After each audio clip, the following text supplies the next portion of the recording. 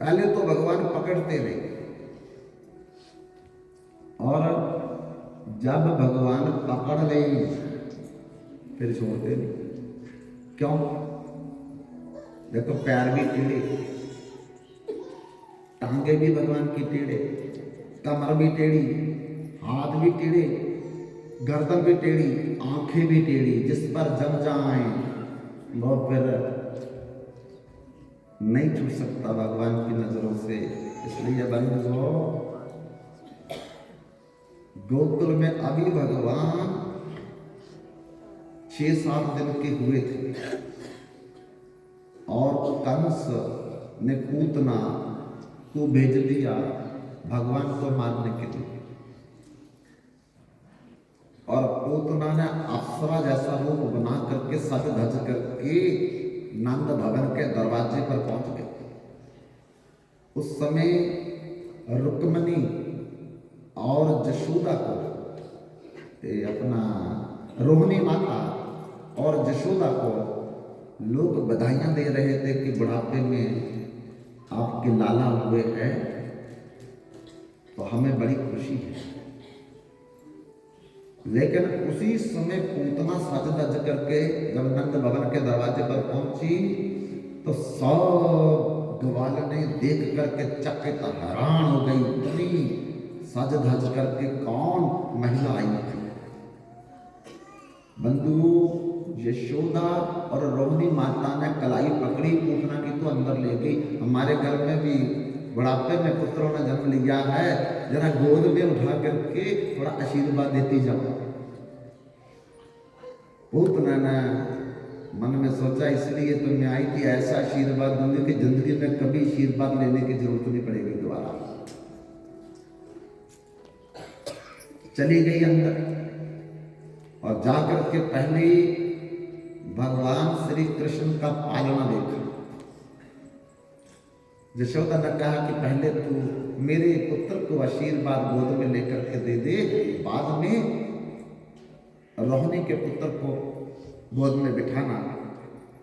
अब बंधुओं, लोग बार बार आ रहे थे। यशोदा को तो जाना पड़ गया, रोहिणी को तो जाना पड़ गया, पूतना को मौका मिल गया, एकदम श्री कृष्ण को गोद में उठा लिया और अपने वक्षस्थल पर कालकूट विष, जो भगवान शंकर ने समुद्र मंथन के समय पिया था, और कोई कोई बूंद गिरी थी नीचे, सर्पों ने चाट ली, बिच्छुओं ने चाट ली, रंगड़, ये जो पीले रंग की मक्खियां, इन्होंने, शहद की मक्खियों ने, देखो कितना जहर है उनके अंदर, आदमी मर जाएगा। लेकिन जो भगवान शंकर ने पिया था वो कितना विषैला जहर होगा हम सोच नहीं सकते। बंधुओं, कालकूट विष लगा करके आई थी वक्षस्थल पर, और भगवान श्री कृष्ण अभी तो 6-7 दिन के हैं। द्वादशी को भगवान शंकर आए थे दर्शन करने के लिए, और चतुर्दशी को आई है पूतना। चतुर्दशी को क्यों आई पूतना? पंचमी को क्यों नहीं आई? त्रयोदशी को क्यों नहीं आई? यही रहस्य है कथा का। पूतना का अर्थ क्या है? पूत मैंने होता है पवित्र, और ना मैंने जो पवित्र ना हो, अपवित्र। पूत मैंने पवित्र होता है, और आगे ना लगा है, जो पवित्र ना हो, पूत ना, जो पवित्र ना हो मतलब अपवित्र, अशुद्ध, माया, अविद्या, अंधकार, अज्ञान, ये सब पूतना का भाव है। इसलिए पूतना चतुर्दशी को आई। चतुर्दशी का क्या मतलब होता है? 14। ये जितने भी पूतना के अर्थ मैंने बोले हैं, अज्ञान, अविद्या, माया, अपवित्रता, अशुद्धता, ये हमारे 14 जगह शरीर में बसे हुए हैं। हमारे शरीर में 14 जगह बसे हुए हैं, और हमारी 5 कर्म इंद्रियां हैं,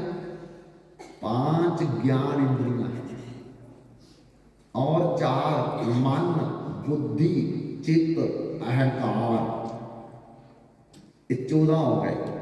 14 जगह में पूतना रहती है। क्या पूतना?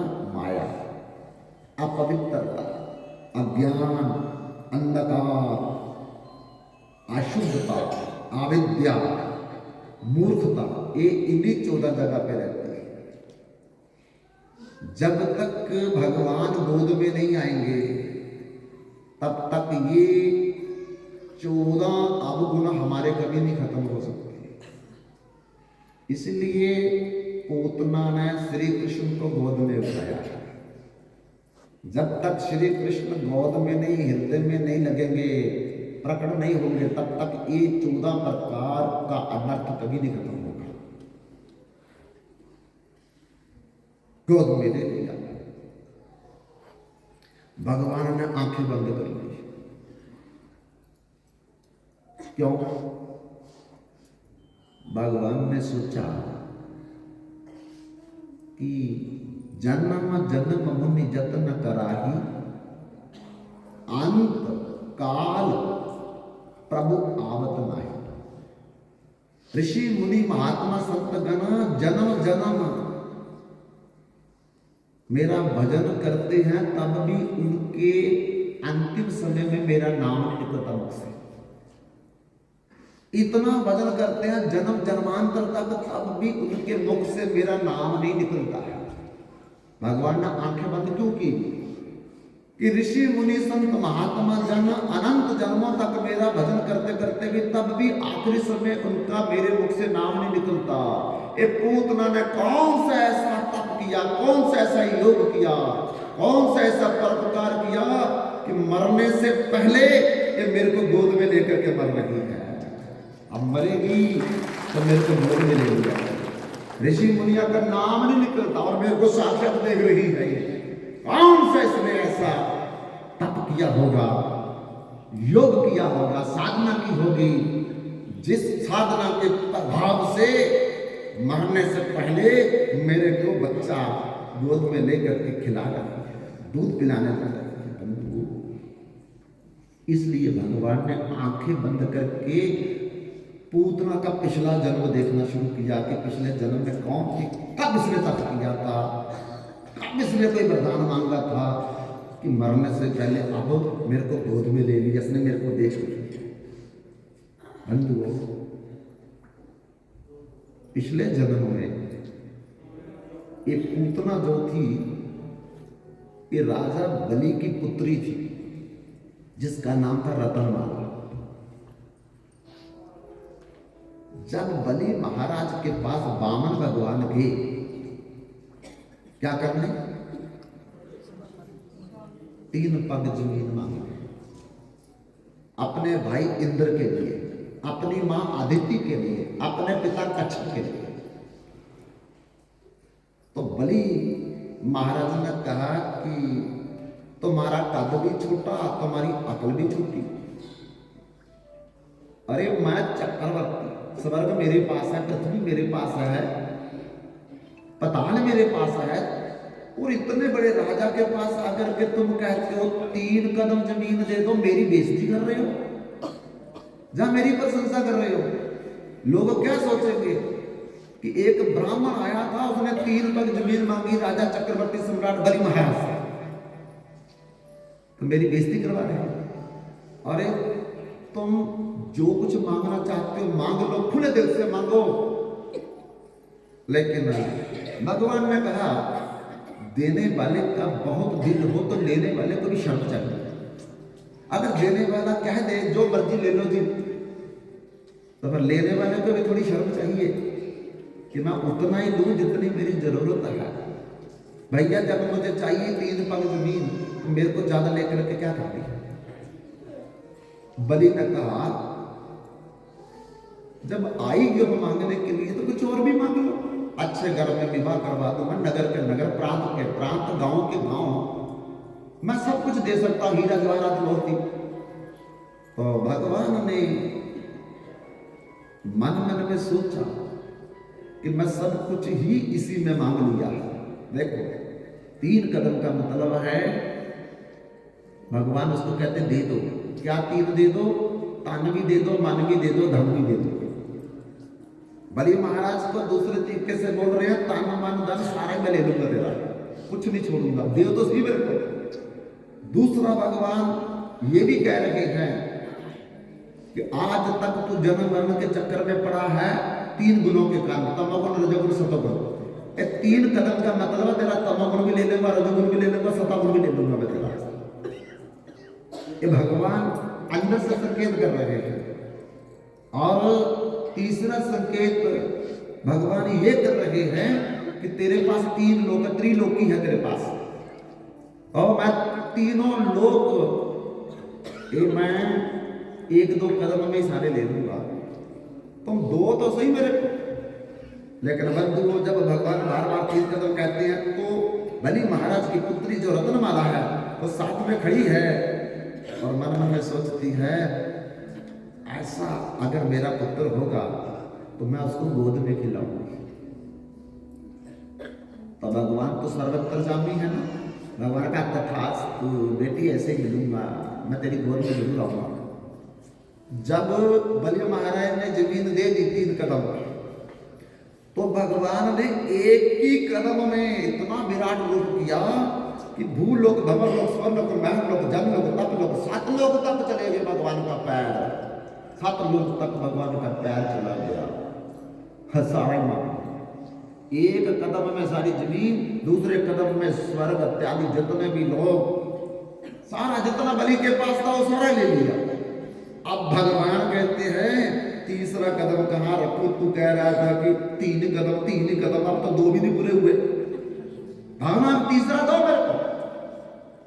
तो बंधुओं बलि महाराज को भगवान ने क्या किया? वरुण पास में बांध लिया। जब वरुण पास में बांध करके बंदी बना लिया बलि महाराज को, तो बलि महाराज की पुत्री पास में खड़ी थी, क्या बोलने लगी? अगर मेरा पुत्र ऐसा होगा तो गोद में तो मैं जरूर उठाऊंगी, पर इसको कालकूट विष भी पिलाऊंगी। भगवान कहते तथास्तु, अब ये भी वरदान देती हैं आपको। तो आज भगवान आंखें बंद करके ये देख रहे हैं कि बलि महाराज की पुत्री थी ये पूतना रत्नमाला, इसको 2 वरदान दिए थे मैंने त्रेता युग में, इसलिए आज इसने मेरे को गोद में उठाया, पहला वरदान दिया था, अब जो जहर पिलाएगी दूसरा वरदान भी इसका पूरा हो जाएगा। तो बंधुओं जब गोद में लेकर के दुग्ध पान करवाने लगी तो भगवान ने पहले बड़ा अपने आप को बचाया है, लेकिन जब उतना जबरदस्ती पिलाने लगी तो भगवान फिर पीने लगे और फिर आंखें बंद करके याद कर लिया। क्या? शंकर जी को याद किया कि कालकूट विष पीने का आपका आदत है, मैं तो माखन मिश्री खाने आया था, जहर आप पीते जाओ, दूध हम पीते जाएंगे। भगवान शंकर को भी बुला लिया, जहर पीने के लिए भगवान शंकर को लगा दिया, दूध पीने को भगवान खुद लग गए। ऐसा दूध पिया कि प्राण भी भगवान पीने लगे, प्राण। खुद में कहते छाओ छाओ, भगवान कहते जिसको हम पकड़ लेते फिर कभी नहीं छोड़ते। पहले तो हम पकड़ते नहीं, तुमने पकड़ा, और अब हमने पकड़ लिया तो जब होता है तो तुमको परम गति सुगति नहीं देंगे, तब तक हम छोड़ेंगे नहीं। तो बंधुओं जब तक भगवान किसी को सदगति प्रदान नहीं करते हैं, सुगति प्रदान नहीं करते हैं, उनको अपना धाम प्रदान नहीं करते हैं, एक बार पकड़ने के बाद फिर तभी छोड़ते हैं। ऐसा बंधुओं उस जाटनी ने भगवान को गले लगा करके रोने लगी कि मेरे संतान नहीं थी, भगवान शायद मेरे पुत्र बनकर के मेरे घर में आए हैं। उसी समय भैंसों को लेकर के जगन्नाथ जी को गोद में उठा करके घर पहुंच गए। अपने बैठने की टूटी फूटी पीढ़ी थी उस पर बिठा दिया, पुराना फटा कपड़ा बिछा करके, कहती पुत्र इधर बैठ, मैं भैंसे बांध करके तेरे लिए खिचड़ी बनाती, बड़े दिन का तो चला हुआ भूखा होगा। देखो अब सुनने वाली बात है, कैसे भगवान हमारे अपने बनते हैं, एक कथा से शिक्षा मिलती है हम लोगों को। तो खिचड़ी बनाई, एक थाली में जगन्नाथ जी के लिए, एक थाली में अपने लिए, लेकिन कहा पहले तू खाएगा फिर मैं खाऊंगी। क्यों? तू मेरा पुत्र, मैं तेरी माँ। माँ पुत्र के पहले नहीं खा सकती, क्या पता तेरे को और जरूरत पड़ जाए, तो मैं खा ली तो फिर तू क्या दे, तेरे को क्या दूंगी मैं। अब वो तो लकड़ी की मूर्ति है, वो क्या खाएगी बेचारी। पहले दिन नहीं खाई और उस जाटनी ने भी नहीं खाई, दूसरे दिन में नहीं खाई, तीसरे दिन में नहीं खाई, चौथे दिन में नहीं खाई, पंजवें दिन में नहीं खाई, 7 दिन चले गए। ना खुद खाती है ना भगवान खा रहे हैं। उठाती है, दोनों थालियां भैंसों को डाल देती है। बंधु 8वां दिन आया, 2 थालियां सजा दी। मन में सोचती है शायद मेरे से शर्माता है, नया नया आया है ना, शर्माता है, इसलिए थोड़ा मंदिरों में पर्दा लगाते हैं भोग लगाने के लिए, तो अपनी फटी पुरानी साड़ी ला करके पर्दा दोनों हाथों से पकड़ करके अच्छा खा ले, पर्दे में खा लेते। शर्म आ रही है, पर्दे में खा ले। जब पर्दा हटाया तो तब भी नहीं खाया था कुछ भी। फिर मन में सोचती है शायद मंदिरों में तो घंटी बजती है, जब भोग लगता मैं घंटी नहीं बजाई इसलिए नहीं खा रहा है। आदत पड़ी है ना इसको लंबी लंबी घंटियां सुनने की। तो क्या किया, घंटी तो थी नहीं, चिमटा और तवा ला करके जोर जोर से बजाते। अब तो खा ले, तब भी नहीं खाई। फिर मन में सोचती है शायद अचार थोड़ा चाहिए, अचार ले आई, तब भी नहीं खाया। मरब्बा ले आई, तब भी नहीं खाया। गुड़ लाई, तब भी नहीं खाया। अब बाजरे की खिचड़ी थी तो सोचा कि घी नहीं दिया मैंने, गलती से घी भी दिया जगन्नाथ जी, तब भी नहीं खाया। तब दोनों थालियां उठाई, भैंसों को डाल दी। 8वां दिन हो गया, लेकिन हर समय चिंता है कि देखो कितने दिन से ये चला था पानी में, ठोकरे खाते खाते मेरे पास आया, लेकिन जब तक ये नहीं खाएगा तब तक मैं भी नहीं खाऊंगी।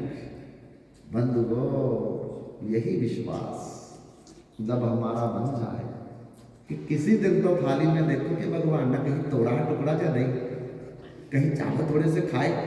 हम तो पहले ही सोच करके भोग लगाते, लगाना है उठाना है, कहाँ खाते हैं,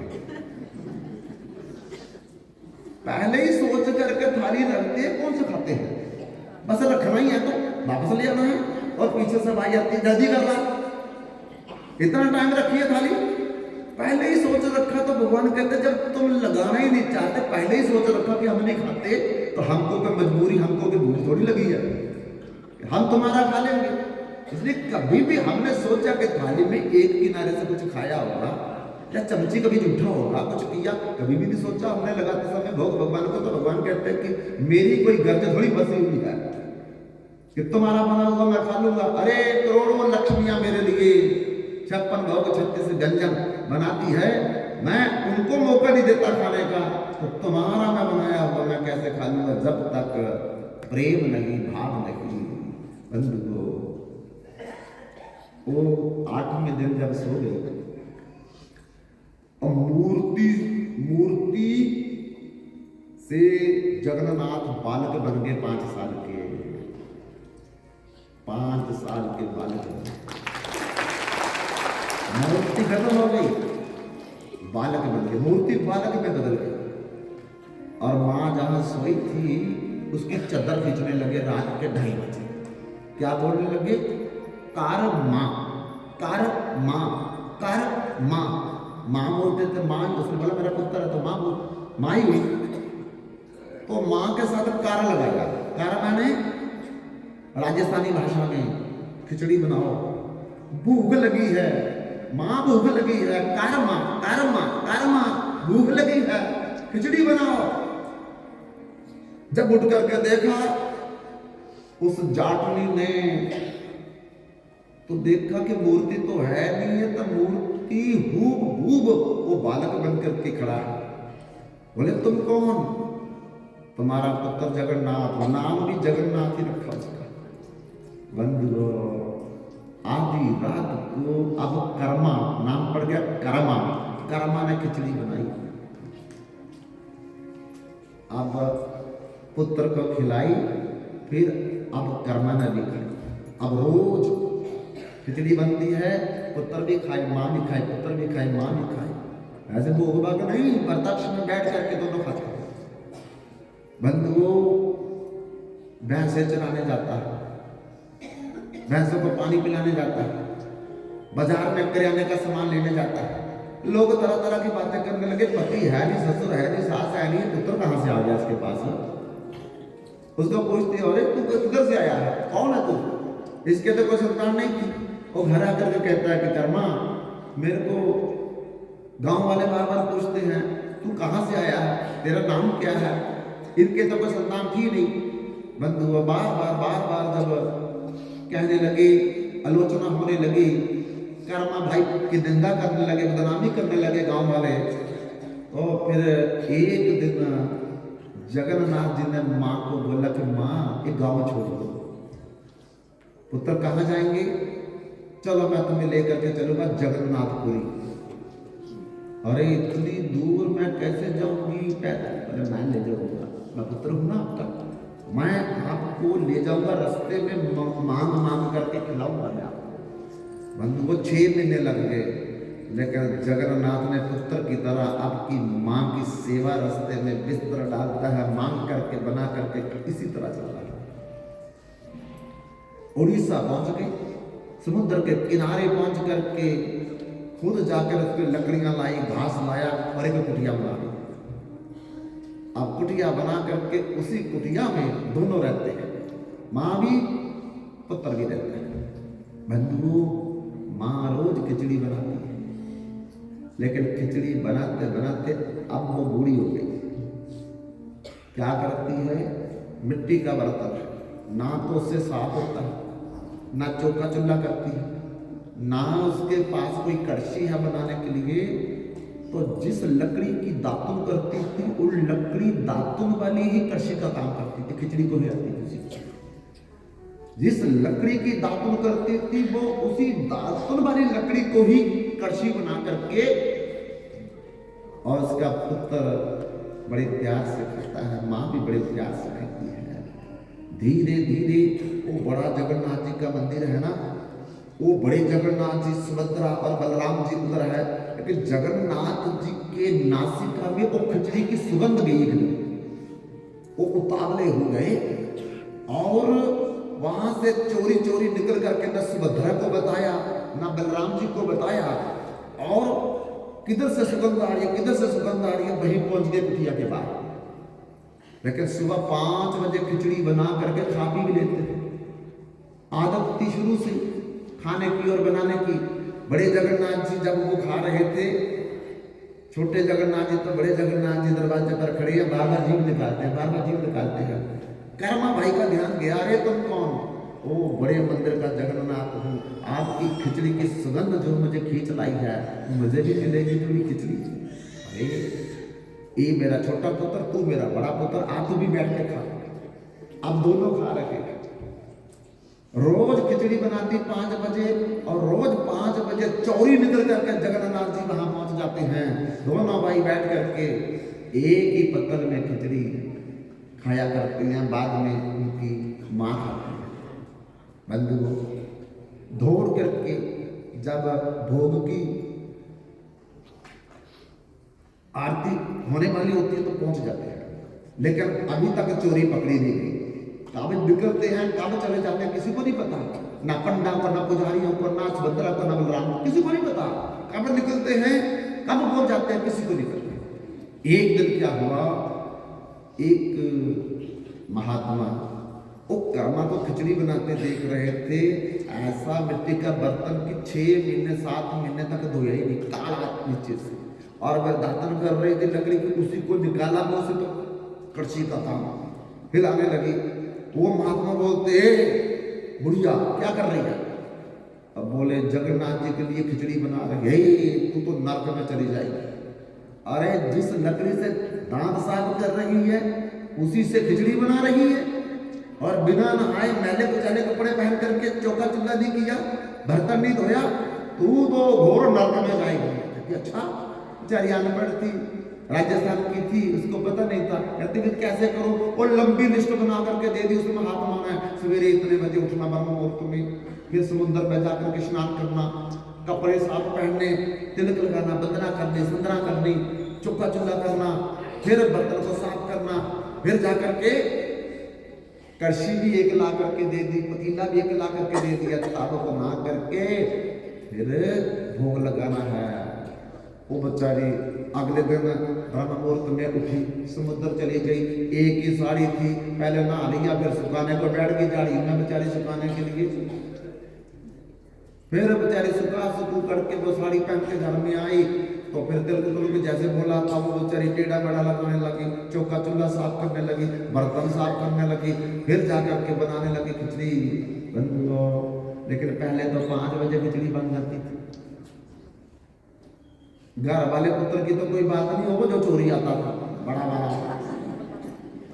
जगन्नाथ प्रभु पुण्य पुण्य आवे, पुण्य पुण्य आवे, देखी देखी पुण्य पुण्य मुड़ी जावे, बार बार आवे, अभी नहीं बनी, फिर तो उड़ जाए, उधर का भी डरता, इधर का भी डर, कभी इधर आए फिर जाए, इधर आए इधर आए, फिर पकड़ा ना जाओ, चोरी न पकड़ी जाए।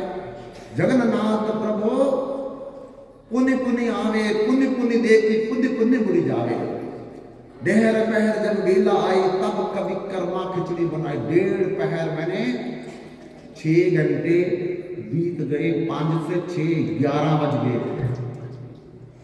पहले 5 बजे बनती थी, अब 6 घंटे लेट, 11 बज गए। तुरंत खिचड़ी बनी और दोनों भाई बैठ करके खाने लगे। अभी खाने लगे थे तो भोग का टाइम, तो घंटी बज गई। बीच में ही उठ करके दौड़ गए, दौड़ करके तो जाकर खड़ा हो गए, जैसे किसी को पता ना चले कि मैं कहां से आया हूं। जब पंडा आया, थाला लेकर के, सोने का गड़बा लेकर के, सोने का गिलास लेकर के भोग लगाने आया, तो बंधु ऐसे देखने लगा, जगन्नाथ को मुंह में खिचड़ी लगी। यही मुंह में खिचड़ी, हमने तो कभी खिचड़ी का भोग नहीं लगाया, हाथ में भी खिचड़ी लगी हुई है, जल्दी जल्दी खा करके कपड़ों में भी खिचड़ी लगी हुई है। यही राम राम, ये मुंह में खिचड़ी, हाथ में खिचड़ी, कपड़ों में खिचड़ी, ये कहाँ खिचड़ी आ गई, हमने तो कभी भोग नहीं लगाया। अब समझ गए हो कि जरूर कहीं ना कहीं किसी भक्त के घर में जाकर के चौड़ी खिचड़ी खाते हैं। अगर इनको खिचड़ी पसंद है तो 56 भोग 36 गंदे लगाने हैं, थाल उठाया, ले गए रसोई में द्वारा वापस, और बाहर से 1.25 किलो का ताला लगा दिया, जाओ उधर ही खाओ, अब हम नहीं भोग लगाएंगे। सुभद्रा बोले, बलराम जी बोले, अरे तेरे पीछे हम भी भूखे हैं, तू तो कुछ भी खाया और उन्होंने ताला लगा दिया बाहर में, हमको भी कुछ नहीं मिलेगा, तेरा ही कसूर है सारा, तू जाता था चोरी चोरी, ना हमें बताया, अब तू पकड़ा गया तो हमको भी भोग लगाना बंद कर दिया। बोले तो क्या करूं मैं, मेरा थोड़ी कसूर है कोई। वो एक सल्तनत जाकर के पता नहीं कौन सा लेसन कुछ उल्टा पाठ पढ़ा दिया उसको, ये करो वो करो, ये करो वो करो, फिर बनाना, फिर भोग लगता है। कहते पहले वो पंडा को मना जाकर के किसी तरीके से कि भाई गलती मेरी है, इन दोनों की गलती नहीं है, कम से कम हमको तो भोग मिल जाए, तू नहीं खा, तेरे को नहीं देंगे, कोई बात नहीं है, हमारा क्या कसूर है। अब जगन्नाथ जी को बार बार धक्के मार करके बड़ी बहन और बड़े भाई ने धक्के मार करके नीचे गिरा दिया। जा करके तो दरवाजे को खटखटाने लगे, पंडा पंडा पंडा, दरवाजा खोलो दरवाजा खोलो। अब पंडा तो पास में भी ना आए, उधर खिचड़ी खा, जाकर उधर खिचड़ी खा जिधर जाता, अब तेरे को भोग नहीं मिलेगा। कहते भाई मेरे को तो नहीं मिलेगा, ये दो जो मेरे से बड़े, इन्होंने मेरे को छोड़ना नहीं है, रात को बहुत पिटाई करेंगे, इनको तो दे दो कुछ। तब बंधु वो ताला खोल करके दरवाजा खोला, पंडा आया और पंडा आकर के बोलता सच सच बता क्या बात है। तो जगन्नाथ जी बोलने लगे कि समुद्र के किनारे एक कर्मा माई है, वो खिचड़ी बनाती थी अपने पुत्र छोटे जगन्नाथ के लिए, और मेरी नासिका में इतनी सुगंध आने लगी कि मैं काबला हो गया, परेशान हो गया। एक दिन मैं पहुंच गया वहां और पहुंच करके देखा तो उसका पुत्र खिचड़ी खा रहा था, पर मेरे से रहा नहीं गया। मैंने बोला मेरे को भी मिलेगी, माँ ने कहा भाई तुम भी आ जाओ। अब से मैं रोज वहां खिचड़ी खाने जाता था, और पता नहीं कल कौन सा संत जा करके इतनी लंबी लिस्ट लेके आया, पहले ब्रह्म मुहूर्त में उठो, फिर नहाना, फिर तिलक, फिर वंदना, फिर चौका चूल्हा, फिर बर्तन साफ करो, फिर भोग लगाओ, फिर भगवान खाएंगे नहीं तो नर्क में जाएगी। और बेचारी डर के मारे अब इतनी देरी कर दी कि 5 बजे बनाती थी, आज 11 बज गए, उधर आपकी घंटी बज गई, उधर मैं पूरी खाई नहीं, इधर मिली नहीं, मैं तो दोनों तरफ भी भूखा रह गया। जगन्नाथ जी कहते देखो वो संत को ढूंढ करके बोलो कि मेरी कर्मा माई जैसे खिचड़ी बनाती थी वैसे ही खिचड़ी बनाए, हमको वैसे ही खिचड़ी पसंद है। अगर वो नहीं बोलेगा जा करके तो याद रखना मैं नरसिंह रूप धारण करके उस महात्मा को रात को पिटाई करूंगा जाकर। सब पंडाना जा करके ढूंढा और महात्मा मिल गया और कहा जगन्नाथ जी बड़े नाराज हैं, तेरी रात नहीं निकलेगी, जाकर के बोल दे उसको कि जैसे बनाती थी वैसे ही बना दे। महात्मा दौड़ता हुआ ढकता हुआ पूजा कर्मा माई को चरणों में गिर गया और कर्मा माई जैसे तू बनाती थी वैसे भगवान को पसंद है, मेरी बात मान लो, मैं झूठी बोल रहा था। वो बेचारी उसकी बात मान गई, अच्छा कोई बात नहीं वैसे बना दो, भक्त तो बड़ा सरल होता है। उसने फिर वैसे बनानी शुरू कर दी, बंद बोलो। फिर तो अब पंडा को भी पता चल गया, सुभद्रा बलराम को भी पता चल गया। जगन्नाथ जी रोज जाते हैं, दोनों भाई एक ही थाली में बैठ करके खाते हैं और कर्मा भाई 5 बजे खिचड़ी बना करके दोनों को खिलाती है बंद को। अब कर्मा भाई का शरीर बड़ा वृद्ध हो गया, अब खिचड़ी नहीं बनने लगी और एक दिन ऐसा हो गया कि बहुकाल में कर्मा भाई तजी शरीर वैकुंठ सदाई, जा दिन कर्मा तजियो शरीर ता दिन लंघन किया जदुबीरा। एक दिन कर्मा ने अपना शरीर का त्याग कर दिया और दोनों भाइयों ने अपना मुंडन करवाया। देखो पुत्र बन करके भगवान ने दोनों ने मुंडन करवाया। जा दिन कर्मा तजियो शरीरा ता दिन लंघन कियो जदुबीरा। उन्होंने व्रत किया, उस दिन कुछ नहीं खाया।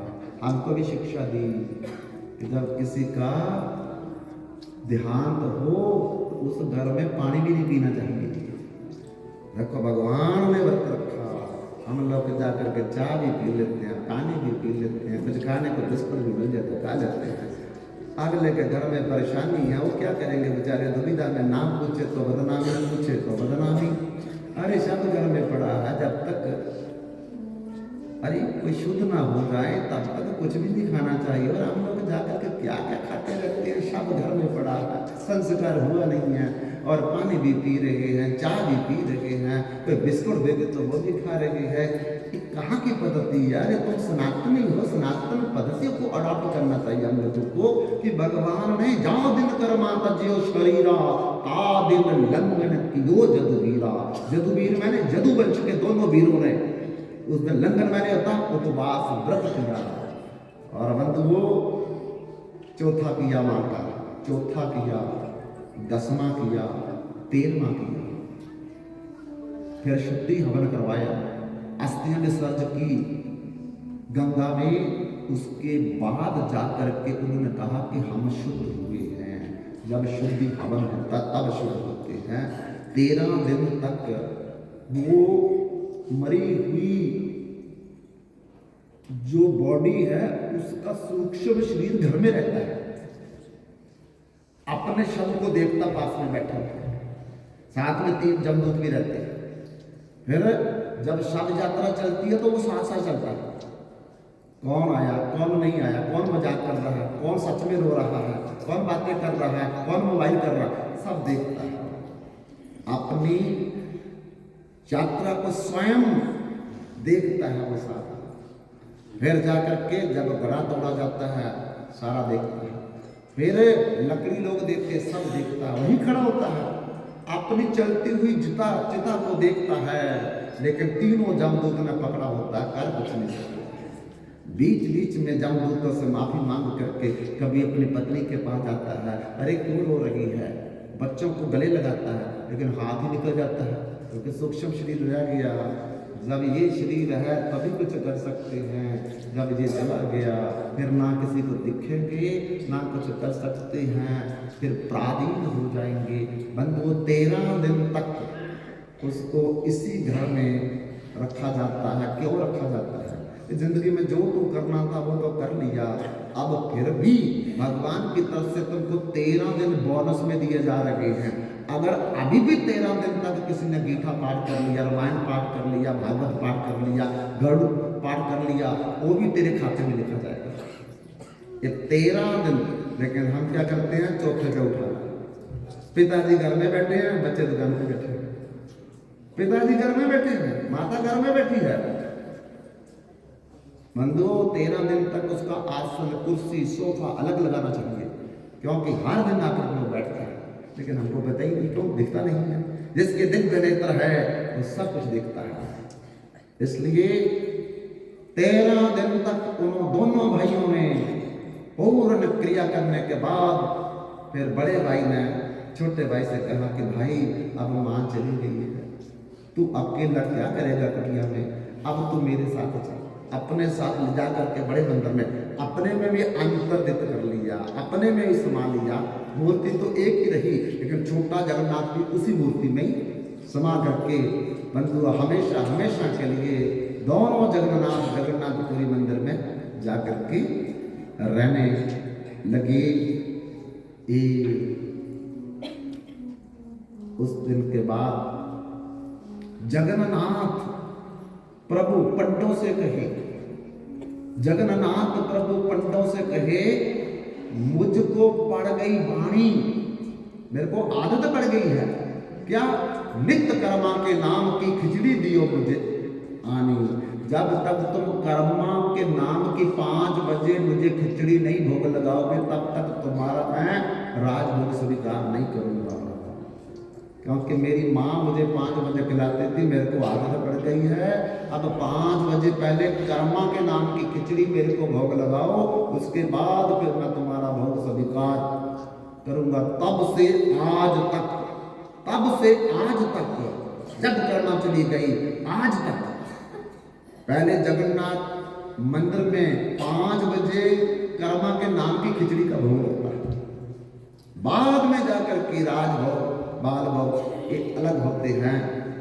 तो बंधुओं, जब हम लोग भक्ति भाव और विश्वास से भगवान का कीर्तन करेंगे, भगवान का सत्संग करेंगे, भगवान को भोग देंगे, भगवान की सेवा करेंगे, भगवान आदमी की तरह, मनुष्य की तरह, पुत्र मानेंगे तो पुत्र की तरह, भाई मानेंगे तो भाई की तरह, पिता मानेंगे तो पिता की तरह हमारा जीवन भर नहीं, अनंत जीवन में हमारा साथ देते रहे।